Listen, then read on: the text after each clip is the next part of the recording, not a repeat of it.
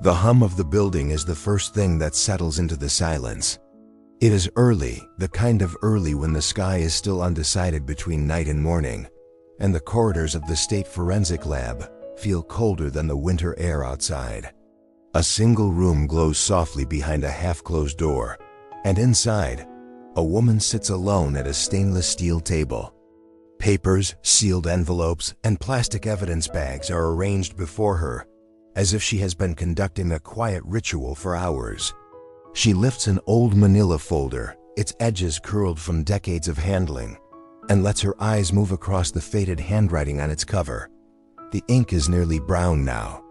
A tag dated long before she was born rests on the top sheet. She opens the folder gently, the paper crackling as though waking from a long sleep, and a spiral-bound school notebook slides forward, its once bright cover dulled to a mottled gray. Mud stains mark the lower corner, frozen in time after years of careful preservation. She doesn't speak. She doesn't need to. Her gloved hands move with slow precision, turning the pages that were warped and dried decades earlier. The writing inside is uneven, the loops of a teenage girl's handwriting drifting between algebra equations, song lyrics and sentences that trail off as if the thought was interrupted. The room is so still that the rustle of each page feels loud. She sets the notebook aside and reaches for a small vial in an evidence cradle. Inside lies a cigarette butt, no longer than the tip of her finger, preserved in a transparent case that reflects the pale overhead light. It is ordinary, almost disappointingly small, yet she knows it is the most important item in this box. Years ago, it was collected near a roadside ditch on a bitter January morning. The report at the time described it as possibly unrelated, a detail filed away, overshadowed by a much larger tragedy. Now it is the center of everything. She leans back slightly, her breath barely visible in the cold temperature of the room, and looks at the objects before her: the notebook, the cigarette butt, a pair of photographs taken the morning they were found, a list of names people once considered, questioned, dismissed. Her own reflection appears faintly in the metal surface of the table, and for a moment she studies it as if trying to see through herself to the years and decisions behind this file. In the hallway outside, distant footsteps echo, someone beginning their shift. But she doesn't move. She reaches instead for the final sheet in the folder, a genealogical analysis printed just days ago. Lines and branches snake across the page, connecting strangers to the fragile logic of inheritance. At the center of the web is a surname she has grown familiar with over the last few weeks. A surname matched not by confession or witness, but by the quiet certainty of DNA. Her hand hovers over the page. She closes her eyes briefly, gathering the weight of the moment. She has spent months sifting through evidence older than she is, following traces that were nearly erased by time. And now she holds a truth the people of a small town have been waiting to hear for nearly 4 decades. A name that had never appeared at the top of any official suspect lists. A man who can no longer answer for anything because he has been dead for over a decade. Outside the lab windows, the first thin streak of daylight breaks across the horizon. It catches the edge of the notebook's cover, the faint shimmer of dried mud, the indentation of a teenager's handwriting etched deep into the softened paper. The light seems to rest on that page longer than anywhere else in the room, as if acknowledging what it represents, a life interrupted on a winter night when she should have made it home. The woman gathers the items back into the box one by one, careful not to disturb their fragile arrangement. She presses the lid into place and seals it with a fresh evidence tag. In a few hours, you will carry this box into a small meeting room where the sheriff, a retired investigator, and the family will be waiting. She imagines their faces when she reads the name aloud. She imagines the silence afterward, a silence filled not with disbelief, but with the weight of recognition, because the truth rarely arrives like thunder. It arrives like this, soft, inevitable, final. She stands slowly, the chair scraping quietly against the floor, and lifts the box from the table. Her hands feel steady, but her chest holds a tightness that was not there before. She turns off the light, leaving the room lit only by the faint glow of the hallway, and steps out with the evidence cradled against her. Somewhere far from the lab, the road that once led a girl home still winds through the fields. It is empty at this hour, touched by frost, unchanged by the decades that passed since that night. But the story hidden beneath those long shadows is about to surface, pulled from storage boxes and DNA strands into the open world once more. To understand how this began, we go back to 1977. If stories like this matter to you, subscribe now. It helps us bring more truth to light. The winter sun in Willow Glen never rose quickly.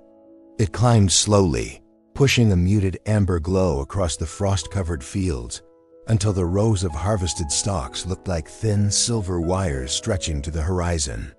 On school mornings, Lena Crowell often paused on her porch step just long enough to take in that quiet transformation. She liked the way breath turned into pale clouds, floating for a second before dissolving into the air. She said it made everything look softer, like the whole world was still waking up with her. Inside the Crowell home, mornings followed a rhythm built over years, her mother moving between the stove and the sink, her father gathering his work gloves and lunch pail before driving toward the grain processing plant. Her younger brother Evan sat at the kitchen table, half awake, tapping his fingertips against a cereal bowl in absent patterns. Lena often smoothed his hair before she left, a gentle habit as natural as breathing. She would tuck her notebook into the crook of her arm, zip her jacket, and call a quick, "See you tonight" over her shoulder. At school, she lived in small pockets of connection rather than broad crowds. She had two close friends she trusted completely, girls she had known since elementary school. They shared lunch in the same corner of the cafeteria, where sunlight filtered through the tall windows and warmed the wooden bench beneath them. Lena liked to trace the lines of sunlight with her finger, following the dust motes floating in the beam. When she laughed, it was quiet but genuine, the kind of sound that made other people look up because it felt rare but meaningful. Teachers described her as thoughtful. Not shy exactly, but observant, someone who listened fully before speaking. Her English teacher often paused over her essays because the ideas inside them felt older than 16, as if she saw the world with a depth many adults struggled to reach. In math class, she wrote equations neatly but filled the margins with small sketches, leaves, stars, spirals, pieces of lyrics she liked.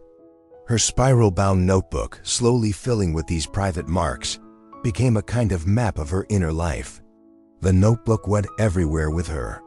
She wrote in it during study hall, copied homework assignments, and sometimes pressed small items between its pages.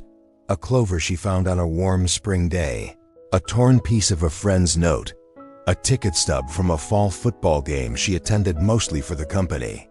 She didn't think of it as anything special. It was simply hers, a place to gather the fragments of days that felt important enough to keep. After school, she worked a few shifts a week at the local grocery store. It wasn't glamorous, but she liked the quiet rhythm of stacking shelves and greeting familiar faces. Older women in town often complimented her manners, telling the manager they wished more teens carried themselves the way Lena did. She shrugged off praise with modest smiles. On slow evenings, she would stand near the front window watching headlights move along the road, imagining the people behind them and wondering where they were going. Her father worried sometimes about her walking home after work or after evenings at friends' houses, especially during winter when darkness came early. But Willow Glen was the kind of place where parents felt comfortable letting their kids roam freely. The roads were long but familiar, the fields open and flat, leaving little room for secrets. Lena usually reassured him with a quiet confidence that she'd be fine. She knew the routes by heart, and most of the time, neighbors passing by would offer a wave or a brief hello as she walked. She had dreams tucked inside her notebook, some small, some large, all written in the looping handwriting of a teenager who hadn't yet learned to doubt herself. She wanted to study something creative, maybe literature or art, though she didn't quite know what that meant for her future. She wanted to travel outside Indiana, maybe see the Great Lakes or the Appalachian Mountains she'd only read about. She wanted to feel the world open, not just stretch flat in every direction the way the fields did. But she also liked home. She liked the warmth of Sunday dinners, the scent of her mother's bread cooling on the counter, the way her father always asked about her day, even when he looked exhausted from work. She liked watching Evan grow into himself, catching the flash of potential in him, the way older sisters sometimes do, seeing what parents couldn't quite see yet. Those who knew her said she carried a quiet steadiness, an ability to notice beauty in small things, frost on a fence post, a forgotten pencil on the classroom floor, the brief moment when the church bells chimed at noon. She was not extraordinary in a way that drew attention. She was extraordinary in the way ordinary lives often are, when lived with sincerity and kindness. On the day before everything changed, nothing felt unusual. It was a Sunday in January, cold enough that the sky looked brittle. Her family attended church together that morning, sitting in the same pew they always chose. Afterward, she spent most of the afternoon at her friend Naomi's house, studying for a math quiz and sharing pieces of gossip and laughter. They made hot chocolate, the kind with small marshmallows that melted too quickly, and listened to a radio station that played soft rock and weather updates. Her notebook lay open beside her throughout the study session. She kept tapping her pencil against the edge as she worked through equations, occasionally pausing to jot down a line of thought that had nothing to do with homework. When she finally closed the notebook, she pressed the cover down gently, as if sealing the moment inside it. As dusk settled over the neighborhood, she pulled on her jacket and scarf. Naomi offered her a ride home, but Lena declined with a smile. The walk was short, she said, a routine she had done countless times. She liked the fresh air after hours indoors. The world felt quiet in those moments, the town slowing down for the night as lights flickered on in kitchen windows and chimneys exhaled thin trails of smoke. She called home before leaving, a habit that made her mother feel better. She said she'd be there soon. The call was brief, no more than a handful of words exchanged between a girl and the family waiting for her return. There was no urgency, no sense that this would be the last time her voice carried across the line and into the Crowell home. She stepped onto the sidewalk with her notebook tucked under her arm, her breath turning into pale mist as she exhaled. The fields beyond the houses were darkening, their empty rows fading into the night. A few porch lights cast warm circles on the snow-dusted ground. Her footsteps were steady and familiar, tapping softly against the pavement as she began the short journey home. The world around her was unchanged. But soon, everything would be.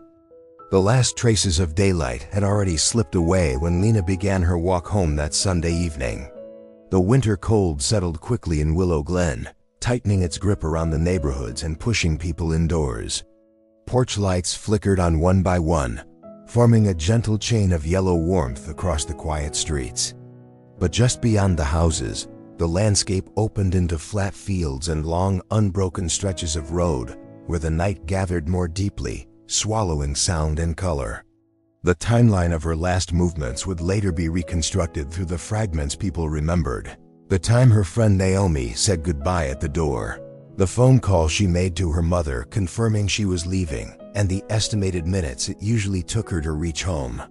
That distance, less than a mile, was familiar to her, a path she had walked many times.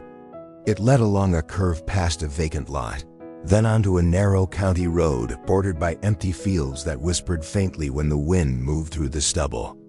No one saw what happened next, but the evidence would later suggest she didn't make it far before something interrupted her routine. Tire tracks imprinted in the frozen mud hinted at a vehicle pulling off the main road. Small disturbances in the snow-covered grass showed where someone might have stepped forward, closing the distance between themselves and the girl walking alone. The cold preserved these details just long enough for investigators to notice them the next day, though no one yet understood their meaning. At some point along that road, Lena's footsteps disappeared. There were marks where she had walked, light and even, her stride consistent. Then, abruptly, the pattern ended. Just ahead of the stopping point, the marks in the roadside snow became erratic, shifting, interrupted, as if something forced her off her usual path. A few feet beyond, a single shoe lay overturned, its laces stiff, half filled with debris. No footprints continued from that point, suggesting she was taken off the ground quickly. The night itself offered little to help. No passing cars were reported during that specific window. Dogs in nearby yards barked at nothing noticeable. The cold wind erased sound. From a distance, the fields were a dark ocean with no horizon, only the faint outline of silos to the west and a faint glow from the town behind her. Hours passed. At home, her mother paced between the kitchen and the living room window, checking the clock, listening for footsteps on the porch.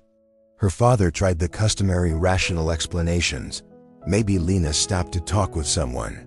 Maybe the cold slowed her down, but even he felt the unease beneath his words. By the time the first call to Naomi's house went unanswered, the sense of something wrong had already begun to grow.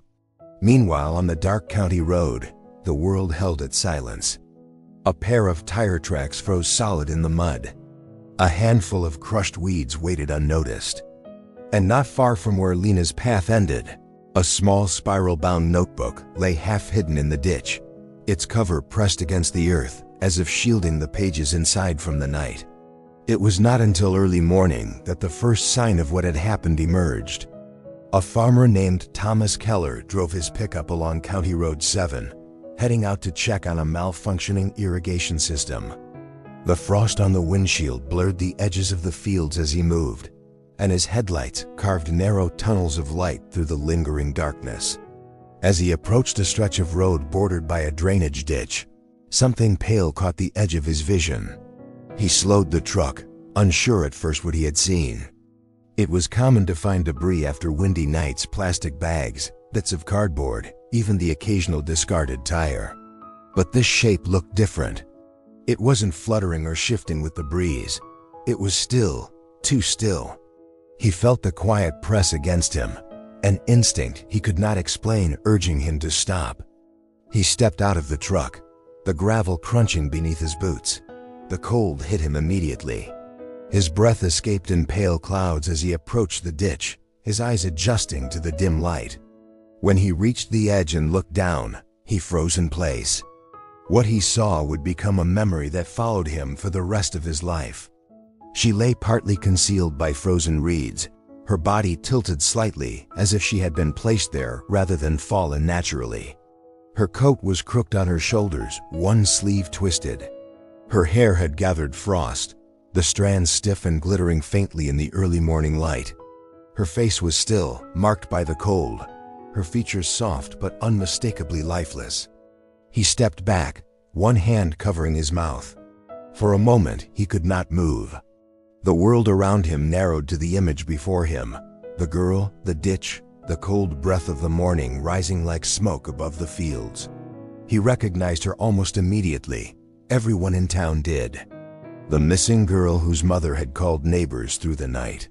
The girl who was supposed to walk home safely. He got back into the truck with trembling fingers and radioed the sheriff's office. The words felt heavy as he spoke them, as though speaking them made them real. The dispatcher's voice remained steady, but he could hear the shock underneath. While he waited for deputies to arrive, he remained in the truck, staring at the straight lines of the road ahead. A crow perched itself on a fence post nearby, its dark silhouette breaking the pale horizon. The sun began its slow climb, throwing thin streaks of light across the ditch, illuminating the frost clinging to her coat. When the first deputy arrived, he approached the ditch with a mix of caution and reverence. He studied the position of the body, the pattern of the surrounding weeds, the faint impressions in the mud. Each small detail was captured in a quiet mental photograph. He noticed the missing shoe roughly 15 feet away, half buried beside a patch of dead grass. He noticed the tire tracks, parallel and deep, leading from the road to the ditch and then reversing back toward the pavement. And then he found the notebook. It lay slightly downstream from the body, its cover spotted with mud, the edges warped from moisture. When he picked it up, it felt heavier than he expected. The water had stiffened the pages, and a few of them were stuck together. But the writing remained clear, lines of ink that had survived the night. A folded clover, pressed and brittle, slipped out from between two pages and landed softly in the mud. The deputies formed a perimeter, careful not to disturb what might still be needed later. As the sun climbed higher, more details became visible.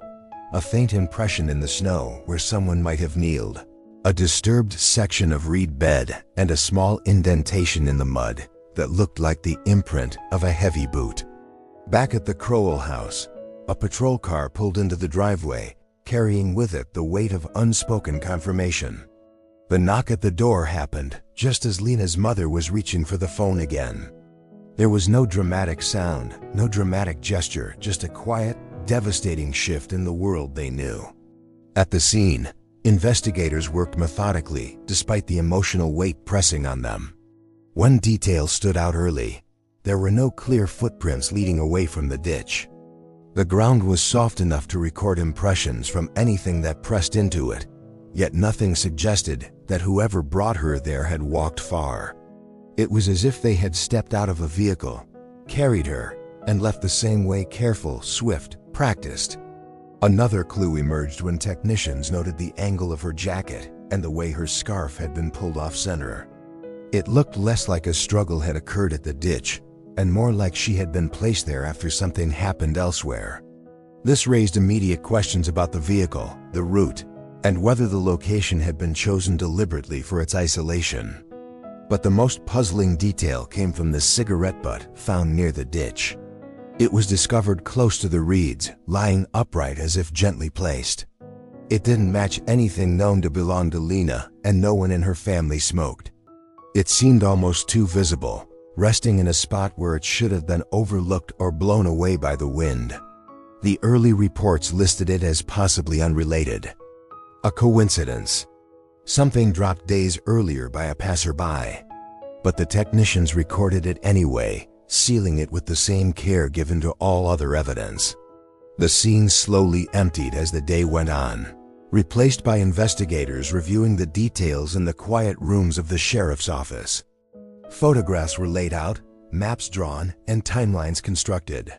Yet the deeper they looked, the more questions formed. Why had her shoe been separated? Why did the footprints end so abruptly? Why that cigarette butt in that specific place? The investigation started with more unknowns than answers, and that first day set the tone for the long years that followed. The ditch remained a lonely landmark on County Road 7, a stretch of land that carried the memory of a girl whose walk home had been interrupted for reasons no one yet understood. And before investigators could untangle any of it, one detail from the ditch kept pulling their attention back, again and again. The notebook, waterlogged but intact, containing the last mark she ever wrote. Inside its pages, they hoped, might be something, anything that made sense of what had happened. But no note, no clue, no warning awaited them there. Just a quiet life interrupted, and a trail that ended too soon. In the first weeks after Lena's body was found, the sheriff's office moved with an urgency that seemed to stretch time itself. Deputies followed every lead, knocking on doors long after people had settled in for the night, rewalking the county road in every pattern they could imagine. They interviewed classmates, teachers, store clerks, gas station attendants, and anyone who might have passed near the road during that narrow window of darkness. The community wanted answers, and the investigators wanted them even more. The first promising lead surfaced when a teenage boy claimed he had seen a dark-colored sedan parked along County Road 7 around the time Lena would have been walking home. His description was hesitant, uncertain, but detailed enough to draw interest. He recalled seeing an unfamiliar man standing near the driver's door, his posture tense, as if he were waiting for someone. The boy couldn't remember the features clearly, just the shape of the man's jacket, the way the headlights reflected off the car's chrome trim. Investigators spent 3 days tracing every sedan of that make in Willow Glen and the surrounding towns. They pulled registration lists, cross-checked work shifts, interviewed owners. One car belonged to a factory worker named Glenn Porter. His reputation in the community was mixed. Some said he kept to himself. Others whispered he drank too much and had a temper. When deputies questioned him, he alternated between irritation and forced cooperation, his answers clipped and defensive. For a week, Porter became the center of the investigation. He denied being anywhere near the county road that night and claimed he had been at home watching television. His girlfriend backed up his story, though her voice wavered under questioning. When investigators asked about scuffs on the rear bumper of his car, he shrugged and said he'd backed into a trash bin at work. Nothing they found contradicted his alibi fully, but nothing confirmed it either. Eventually, the lead dissolved. Porter's time card matched his girlfriend's timeline. A neighbor recalled hearing the television in his house that night. And without physical evidence tying him to the ditch or the notebook or the missing shoe, investigators had no choice but to move on. Porter watched them leave with a look that hovered between relief and resentment. His name remained in the file for years, mentioned in the margins but never circled again. The second major lead came from a truck driver who said he might have seen a girl walking along the road while he was heading to an overnight delivery. He couldn't be sure it was Lena, but he remembered the girl was wearing a jacket similar to the description circulated by the sheriff's office. The man reported that he had seen another vehicle slow down behind the girl, its brake lights glowing faintly through the cold night air. He didn't stop, didn't think to, because it looked like a neighbor offering a ride. Investigators seized on this detail, hoping it would point them towards someone local. They compiled lists of all known vehicles in the area that had been seen driving after dusk. They questioned farmers, shift workers, and teenagers who often cruised the back roads out of boredom. One name kept reappearing: Darryl Pike, a mechanic known for lingering around the high school and chatting with students in a way some adults found unsettling. Pike didn't deny being on the roads that night. He admitted he had been out driving, testing a car he had repaired earlier in the day. His tone remained calm throughout the interview, though his hands fidgeted when the deputies mentioned Lena's name. He claimed he never saw her and insisted he would never harm anyone. The investigators noted his responses carefully, comparing them to what others had said about him. For a brief moment, it seemed like they might finally have something substantial. Pike's reputation made him an easy suspect, and the town whispered his name with suspicion that grew louder with every passing day. But when investigators searched his car, they found nothing. No fibers, no traces matching anything from the ditch. His alibi that he stopped for coffee at a gas station several miles away was confirmed by a clerk who remembered him complaining about the machine being out of order. The pressure built. Reporters began attending press briefings. Families kept their children close. Parents demanded reassurance that the sheriff's office was doing everything possible. Yet with each lead that evaporated, frustration grew on all sides. The sheriff stood before reporters and spoke in measured tones, acknowledging the community's fear but urging patience. The deputies worked late nights, sorting through statements that blurred together. And Detective Walter Hennessy, carrying the weight of the investigation on his shoulders, often sat in his dimly lit office staring at the caseboard long after everyone else had gone home.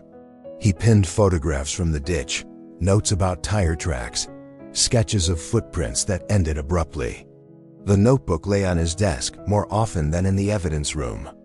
He studied its pages, lingering on the last written lines, hoping to find some hidden message. But every time, it offered nothing more than a glimpse of Lena's handwriting, a reminder of who she was rather than what had happened. As weeks turned into months, new information dwindled. People who initially wanted to help began to retreat quietly into their routines. The community's pulse shifted from fear to fatigue. Conversations that once erupted with speculation became muted, replaced by awkward silences when Lena's name surfaced. Still, the investigation moved forward, though slowly. One spring evening, almost 3 months after the discovery, the sheriff's office received a tip from a neighboring county about a man with a history of harassing young women. His name was Eric Dalton, and he drove a pickup similar to the one described by an early witness. Deputies traveled to his home, questioned him, and found his answers evasive. They brought him in for further questioning. Dalton insisted he had no involvement, claiming he was out of town the night Lena disappeared. His employer confirmed he had been on a late shift that lasted well into the night, backed by time-stamped log entries. The lead evaporated as abruptly as it had appeared. As the first anniversary approached, the tone of the investigation shifted. The sheriff began reassigning deputies to other cases. Hennessy, however, refused to give up. He revisited old interviews, re-examined the crime scene photographs, and even returned to County Road 7 on quiet mornings, standing by the ditch to look at the landscape with fresh eyes. He noticed how the reeds bent differently depending on the wind, and how tire tracks could linger longer than footprints. He pondered how someone familiar with the route might have chosen that spot deliberately for its isolation. One day, he visited the Crowell home, sitting with Lena's parents at their kitchen table. Her mother asked questions he couldn't answer. Was she scared? Did she suffer? Had anyone seen her in those final moments? Hennessy wished he could offer comfort, but truth was all he had, and truth was painfully incomplete. Her father remained quieter, gripping a mug of coffee so tightly his knuckles turned white. He eventually asked the question that had been pressing on him since the night Lena didn't come home. Will we ever know who did this? Hennessy looked down at the table, at the faint scratches worn into the wood by years of family dinners. We're trying, he said softly. We won't stop trying. But even he felt the weight of uncertainty settling deeper. Years began to pass. The case file grew thicker, filled with interviews and reports, each page recording another attempt that yielded nothing. Forensic technology of the late 70s and early 80s offered no breakthroughs. Evidence deteriorated slowly despite careful preservation. The notebook, though intact, revealed nothing new. The cigarette butt remained a mystery, logged, labeled, and shelved. The community's attention waned. New residents moved into Willow Glen, unaware of the story's depth. Children who had once known Lena grew into adults who carried her memory like a faint shadow. The newspaper stopped printing annual reminders. The sheriff's office issued fewer updates. Over time, the investigation shifted from active pursuit to periodic review.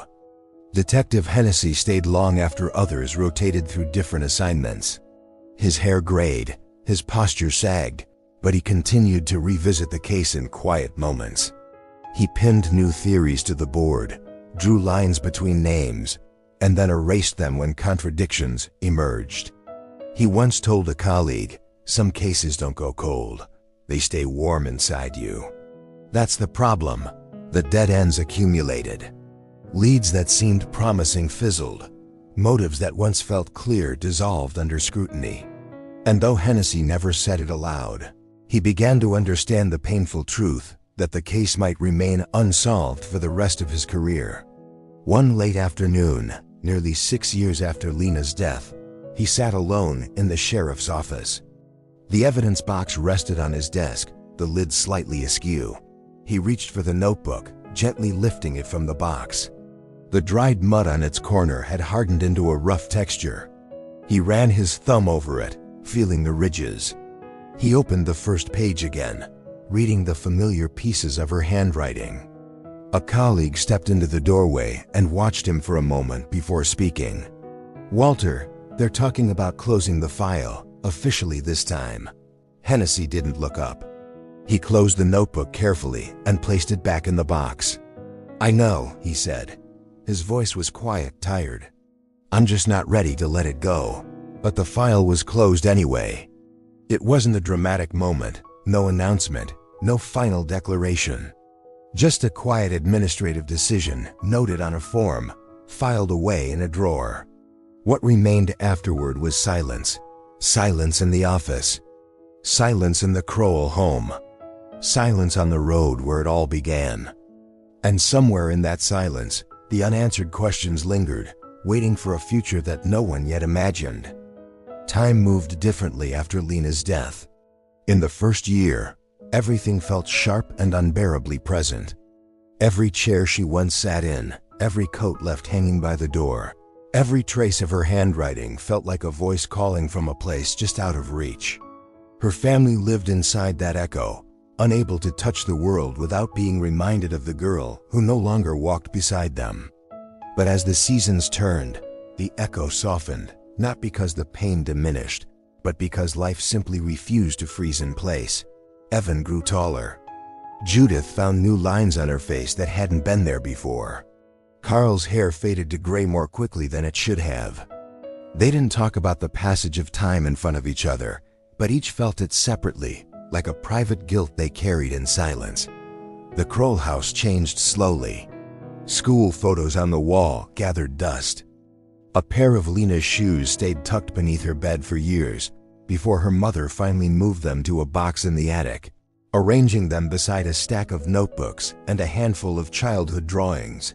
She opened the box sometimes late at night, sitting on the floor with the lid resting on her knees. She would trace her fingers over the notebook covers, feeling the slight indentations where Lena had pressed too hard with her pen. Sometimes she read random pages, savoring the way her daughter's voice seemed to rise from the ink. But she never read too much at once. It felt like something fragile she needed to protect. Friends drifted in and out of the family's life. Some brought meals during the first few weeks, offering support that gradually thinned as months slipped by. Others stayed longer, visiting on anniversaries, lighting candles, sharing memories. Lena's friend Naomi came often during the first few years, sitting at the kitchen table with her hands wrapped around a cup of tea. She talked about school, about the way hallways felt emptier without Lena's quiet presence beside her. But as graduation approached and college scattered her friends in different directions, Naomi's visits became less frequent until they finally stopped. Not out of neglect, but because life kept tugging her forward. The town of Willow Glen changed too. The feed mill expanded its operations. New families moved into the neighborhood. Children who had once known Lena only as a distant memory grew up hearing her story secondhand, a cautionary tale whispered by parents on winter evenings. Roads were repaved, fences rebuilt, storefronts repainted. But County Road 7 remained the same quiet, flat, and impossibly long. It held the past differently than the rest of the town. The ditch where Lena was found still caught the morning frost in winter, turning the reeds into brittle silver strands. Drivers avoided pulling over near that spot unless absolutely necessary. Detective Walter Hennessy aged alongside the case. His once dark hair thinned, and his shoulders carried a permanent stoop. He transferred to other assignments, but kept a copy of Lena's file in a drawer he never locked. Some nights, after everyone else had left, he opened the folder and reviewed the same handwritten statements, the same photographs, the same unanswered questions. He knew the pages by heart, yet he kept searching for something new hidden between the lines. On the 10th anniversary, he returned to the Crowell home. Judith answered the door with a tired smile. Carl shook the detective's hand firmly, though his grip trembled slightly. They talked for an hour, but nothing new surfaced. Hennessy apologized again, though he knew apologies felt hollow. Before leaving, he promised he hadn't given up. Judith believed him because she needed to believe someone still carried the same weight she did. Evan entered adulthood carrying his own version of the story, shaped more by the aftermath than the memories. He remembered fragments, Lena helping him with homework, the sound of her humming behind her closed bedroom door, the small clover she once pressed into his palm for luck. When he left for college, he packed one of her notebooks in his suitcase. Not the evidence notebook, he would never have asked for that, but one from her school desk, filled with doodles and unfinished poems. He kept it hidden beneath his shirts, opening it only on nights when the loneliness felt too sharp. In his early 20s, he wrote letters to the sheriff's office asking if there was any progress, any new review, any possibility that modern technology could find what old methods had missed. Most replies were polite but brief. The case remained unsolved, but not forgotten. He understood the limitations, yet he continued writing every year, marking the passage of time through the careful repetition of hope. Judith, meanwhile, held on to quiet rituals. She baked Lena's favorite bread on her birthday. She placed fresh flowers on a small table in the living room where a framed photograph of her daughter rested. She kept the porch light on during the winter months, though she herself didn't know whether it symbolized remembrance or a stubborn refusal to accept finality. Carl watched her with a mix of pride and sorrow, wanting to protect her from the weight of memory, but knowing that grief was the one thing he could not lift.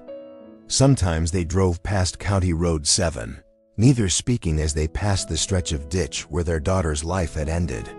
They never stopped. They never turned their heads. But they felt it every time, the cold air, the silence, the unresolved story hanging between the spaces of their breaths. Years blended into decades. Shifts in the sheriff's office brought new faces, new deputies, and new organizational systems. The old cold case files were stored in a quiet back room, each box holding pieces of stories that had slipped from public attention. Lena's box rested on the third shelf, its label fading, the edges of the cardboard slightly worn. There were brief moments when the case resurfaced. A journalist working on a retrospective contacted the Crowells for an interview but ultimately abandoned the piece when no new information emerged. A young detective reviewed the file in the early 2000s, intrigued by the notebook and the cigarette butt, but he lacked the tools to extract anything more from them. Even so, hope lingered in small, stubborn ways. An article about advances in DNA testing was clipped from a newspaper and saved in the Crowell home. Judith tucked it into the family Bible. Evan saved similar articles online, bookmarking research into forensic genealogy. Hennessy followed technology updates quietly, even after retirement, reading about cases solved decades later through the same kind of evidence that sat untouched in Lena's box. When the sheriff's office moved to a more modern building, the old evidence room was scheduled for inventory and recataloging. Boxes were opened, inspected, relabeled, and assigned new storage positions.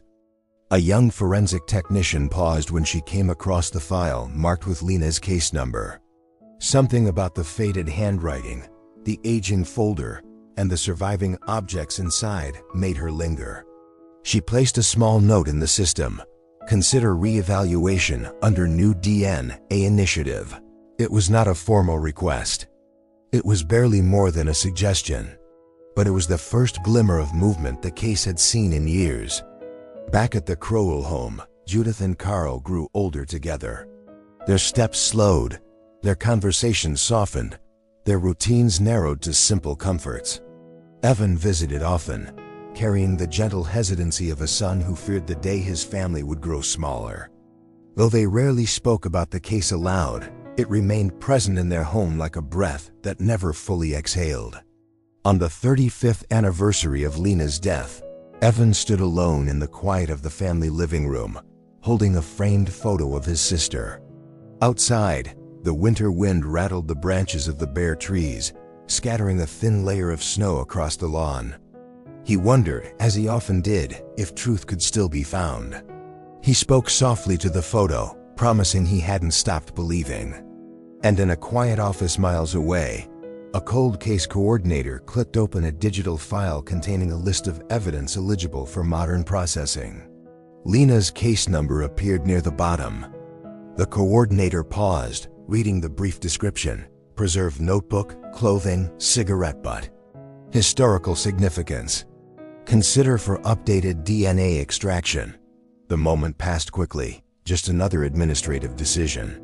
But it carried the subtle shift of the tide, the faintest rise of something long dormant. Hope didn't arrive loudly, it never had. It came in small movements, almost imperceptible, like the first crack of thaw after a long winter. And this time, it arrived in the shape of a forgotten file being reopened quietly, but irrevocably. Where are you watching from tonight? Drop an emoji in the comments.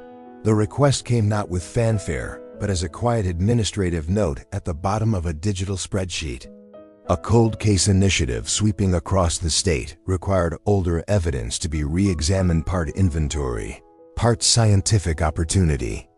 Boxes from dozens of counties were routed to the main forensic lab in Indianapolis, each carrying its own history of unresolved fear and unanswered questions. Among them sat a modest cardboard container with a faded label bearing Lena Crowell's case number, lightly creased from years of storage and relocation. When the box arrived, the lab was in its usual rhythm. Analysts moved through their stations with practiced focus, the steady hum of equipment forming an invisible backdrop to their work. At one table, under a pale fluorescent light, a forensic scientist named Mara Ellison paused at the freshly delivered stack of cases. She was in her mid-30s, methodical, known for her patience with aged evidence. Something about the handwriting on the label drew her attention. She pulled the box toward her, rested her hand on its lid for a moment, and lifted it open. Inside, time had been carefully preserved. The school notebook lay on top, its pages slightly warped, its once colorful cover dulled by age. Beneath it rested the clothing collected from the scene, the coat, shirt, jeans, each sealed in its original paper envelopes. Then came the smaller items, ligature fragment, photographs, and the cigarette butt sealed in a clear vial. Even through the sterile lighting of the lab, it seemed to hold some quiet significance. She studied the cigarette butt first. She noted the angle of the filter, the faint traces of debris clinging to its surface, the slight yellowing that suggested age rather than contamination. Early reports had labeled it possibly unrelated. That phrase lingered in her mind. Too uncertain, too dismissive. Evidence, in her experience, rarely announced its importance. More often, it whispered. She logged the items meticulously, scanning the barcodes updated during the recataloging. The lab's modern DNA extraction process was significantly more sensitive than anything available when the evidence was first collected. Even the smallest skin cell or fragment of saliva could now produce a profile. She set the cigarette butt aside for priority testing. It was an instinct sharpened by years of experience. When everything else led nowhere, start with what was overlooked. The analysis began with precision. She used gloved hands to transfer the filter into a sterile tube. The equipment whirred softly as the sample was dissolved, processed, then run through a sequence of extraction steps that separated the DNA from contaminants. Each phase required waiting minutes of transparency and hours of transformation until the genetic material was ready for amplification. As the machine cycled, she turned her attention to the notebook, lifting it gently from its envelope. The dried mud on the cover felt gritty against the gloves. The clover still tucked between two pages had long since lost its color, its shape fragile but intact. She flipped through the pages with care. Algebra equations, stars drawn in the margins, unfinished lines of lyrics. Nothing here connected directly to the crime, but everything in it connected directly to the girl. It grounded the case in humanity, something every analyst needed before confronting the cold logic of genetics. The amplification completed. The sequenced strands appeared on her monitor, slowly forming into a pattern unmistakable to anyone trained in the field. Mara leaned in, studying the peaks, noting the quality. It wasn't perfect. Time had degraded parts of the sample, but it was strong enough to build a DNA profile. She felt her breath catch slightly. Profiles from evidence this old rarely came out this clean. She cross-referenced the markers with existing entries in CODIS. The database returned no direct match, but a secondary alert flashed, partial familial correlation detected. It was the kind of result that didn't point to a specific person, but to a genetic lineage. For the first time in decades, the case moved. She forwarded the data to the genetic genealogy team, who specialized in mapping profiles onto family trees using public ancestry databases. These analysts worked like cartographers of bloodlines, tracing relationships through distant cousins and branching descendants. Days passed as they constructed possible connections, testing one ancestral pathway after another. The emerging tree narrowed onto a single regional family whose roots had spanned several towns surrounding Willow Glen. Many branches had spread outward, some to bigger cities, others to distant states, but one line remained anchored close to home during the years surrounding the crime. That line led to a name, Kelleher. It was not a name that had appeared in the early investigation. No statements, no interviews, no suspicions had ever reached his branch of the family. The analysts kept digging, building the generational layers until they reached the man whose DNA most likely matched the sample extracted from the cigarette butt. Roy Allen Kelleher. He had lived less than 3 miles from the road Lena walked that night. He had worked at the grain processing plant not far from where her father worked, though their shifts had never overlapped. He drove a sedan similar to the one witnesses had described, but could never identify. He had no criminal record, just a handful of employment write-ups for absenteeism and one complaint from a former coworker who felt uncomfortable around him. And he had died 12 years earlier of a sudden heart attack. The realization settled in slowly, like the horizon light after a long night. Mara stared at the file, feeling an unexpected weight rise in her chest. The man who had cast such a long shadow over this case was gone, unreachable. Yet naming him still mattered. It meant the silence could finally break. Before presenting the findings to the sheriff's office, she requested additional testing to confirm the match. She ordered a comparison against preserved fibers from Lena's clothing. The lab worked through the night. When the final report printed, it contained the confirmation she had hoped for: trace DNA, consistent with the same profile found on the cigarette butt. 2 independent matches, no contradiction. She prepared the presentation with a quiet solemnity. This was not a victory. It was closure, the kind that carried its own sadness. But it was also truth finally given form after decades of absence. The sheriff, now a man who had inherited the role long after the original investigation had ended, listened as she reviewed the evidence. The genealogical mapping, the DNA extraction, the confirmation. His expression remained steady, but he blinked slowly at the name, as though absorbing the gravity of it. He asked the question that lingered over every posthumous identification. "Are we sure?" She handed him the final page. As sure as science allows. Arrangements were made for a small briefing. Not a public event, just a meeting room that had seen its share of difficult conversations. The room held a table, a few chairs, and a thick, heavy quiet that seemed to recognize the magnitude of what was about to happen. Judith and Carl arrived together, moving more slowly than in years past. Evan came later, his face tight with anticipation. Detective Hennessy, though retired, was invited and sat silently with his hat in his lap, nodding once in gratitude to Mara as she entered. She placed the evidence box on the table. The notebook rested on top, the mud-stained cover still bearing the weight of all the years since it last left Lena's hands. Mara explained each step she had taken, each fragment of DNA extracted, each genealogical pattern traced. When she said the name Roy Kelleher, Judith closed her eyes.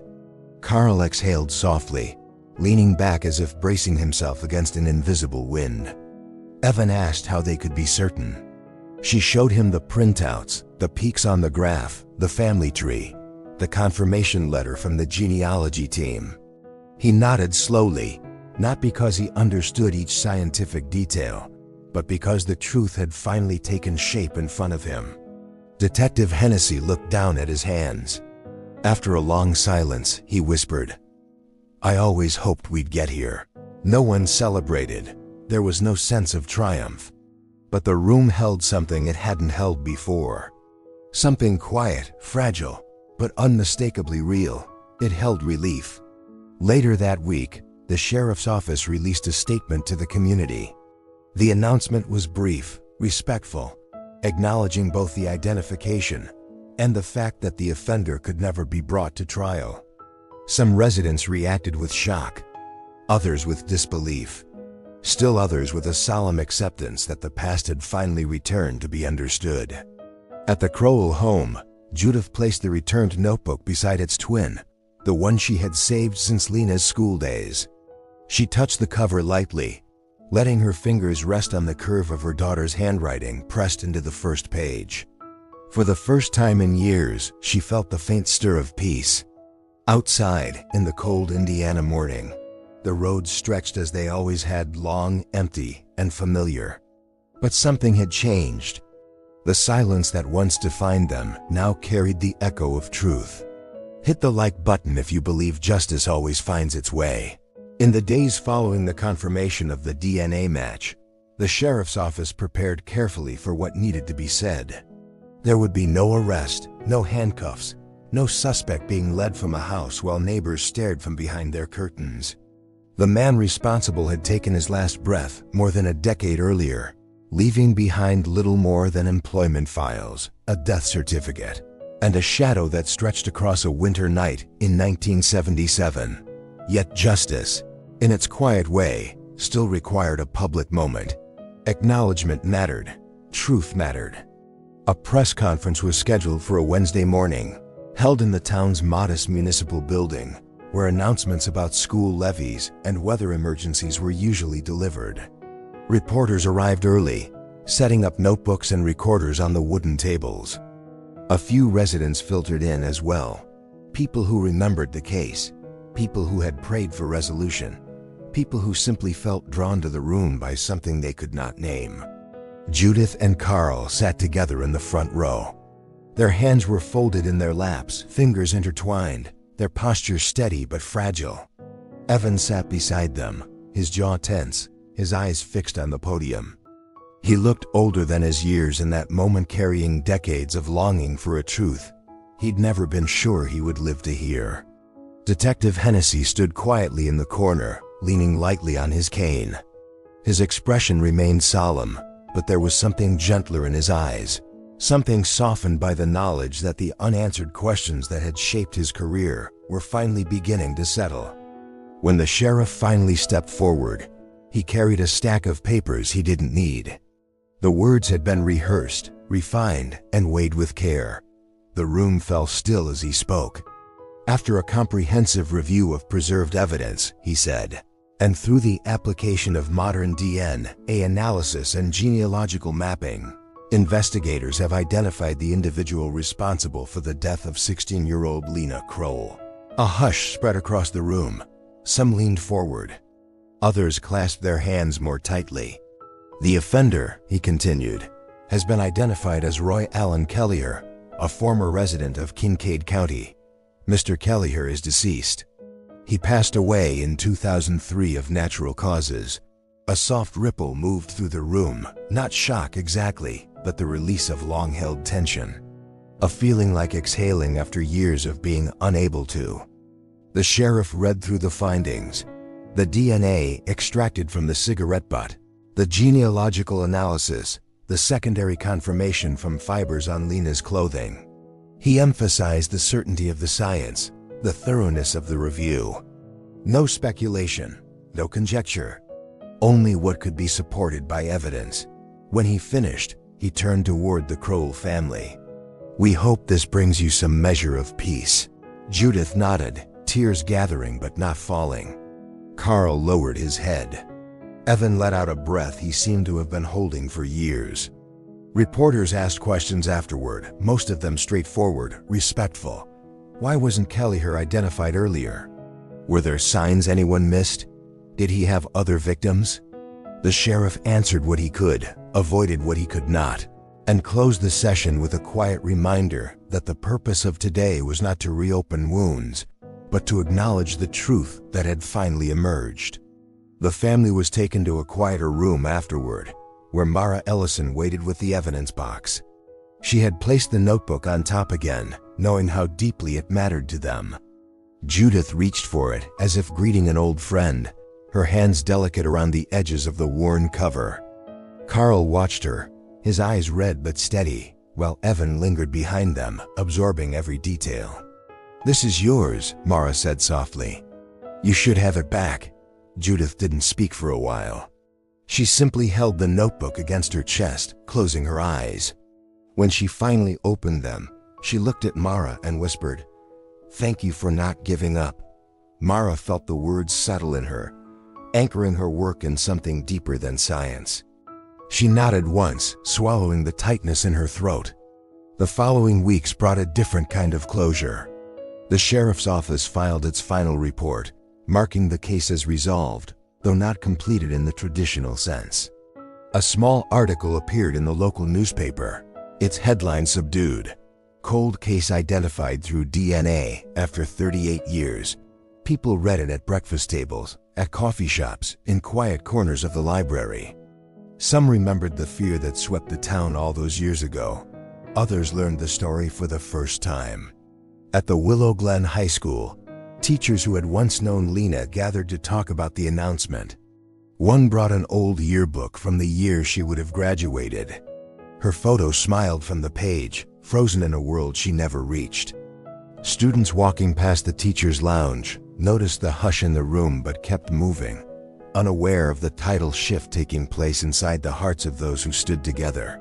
In the evenings that followed, Detective Hennessy found himself visiting County Road 7 again. The ditch had grown over with reeds and brush, but the shape of the land remained familiar. He stood with his hands in his pockets, watching the wind move through the field. For the first time in decades, he felt the burden lighten. He didn't smile, but he felt the faintest loosening of something that had held tight inside him for years. He whispered quietly, almost too softly for the wind to carry, "We got there, Lena." At the Crowell home, the family gathered for dinner in a way they hadn't in years. The conversation stayed gentle, nostalgic. Evan talked about plans for a memorial scholarship.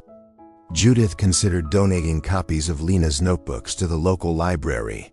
Not the real ones, those were too precious, but scanned replicas so others could feel her presence. Carl, a man of fewer words, simply said he was grateful the truth had finally found them.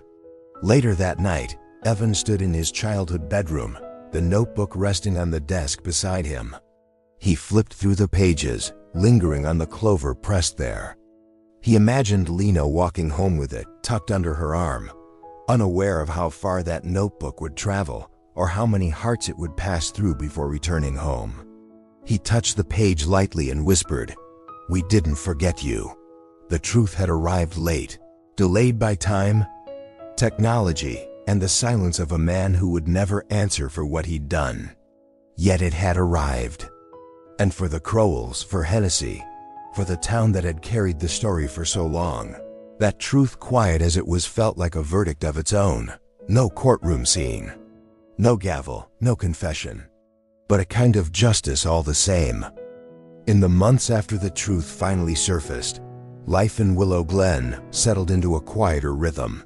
People still spoke of the case, but their voices carried a softer tone, shaped by understanding rather than fear. The announcement had resolved something that lingered for decades, even in those who never knew Lena personally. It felt as though a window long sealed by winter had finally been opened, allowing fresh air to drift through a story that once felt frozen in place. For the Crowell family, the shift was most deeply felt in the small, private ways.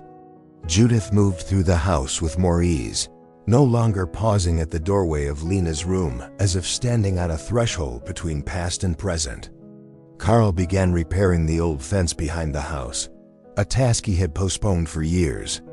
Evan found himself able to look at photographs of his sister without the weight that used to settle heavily on his chest. They did not speak of closure as something grand or final.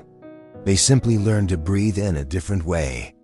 The notebook rested on a shelf in the living room, housed in a simple wooden frame Carl had built. It stood open to one of the pages filled with small sketches and unfinished lines of a song Lena once liked. The paper had yellowed around the edges, but the ink remained steady, her handwriting refusing to fade. Visitors who noticed it paused, drawn in by the quiet intimacy of the object. It became not a reminder of what was lost, but a reminder of who she had been: curious, gentle, thoughtful. Detective Hennessy visited the family once more before easing back into his retirement. He stood on their porch for a long moment before knocking, listening to the sounds of their home. Dishes being put away, soft voices carrying through the hallway, warmth he had wondered if they would ever feel again. When they invited him in, he accepted the offer with a humility shaped by years of regret and perseverance.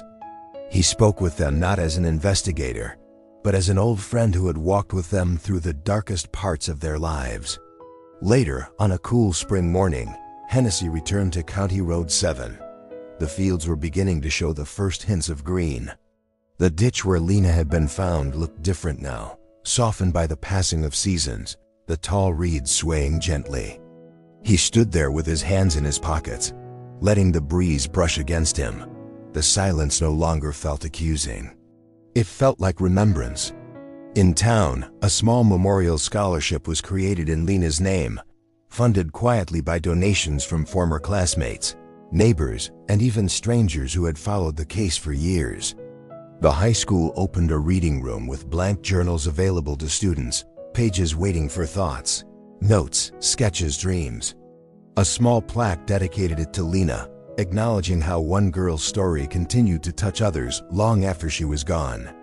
The story of the case became something people shared with a mix of sorrow and gratitude. Sorrow for the life taken too soon. Gratitude for the persistence that allowed truth to emerge despite time, loss, and silence.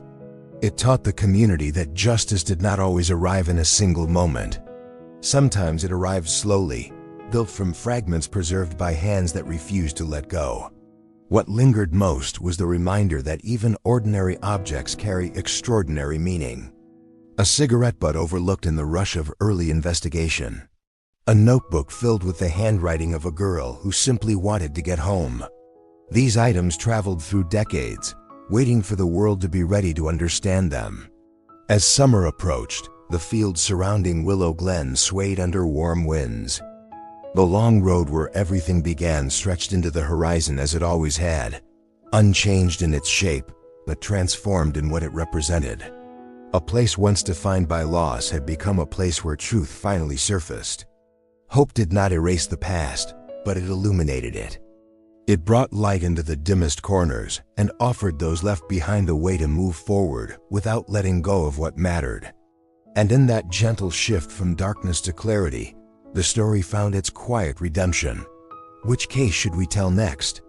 Leave your suggestion below.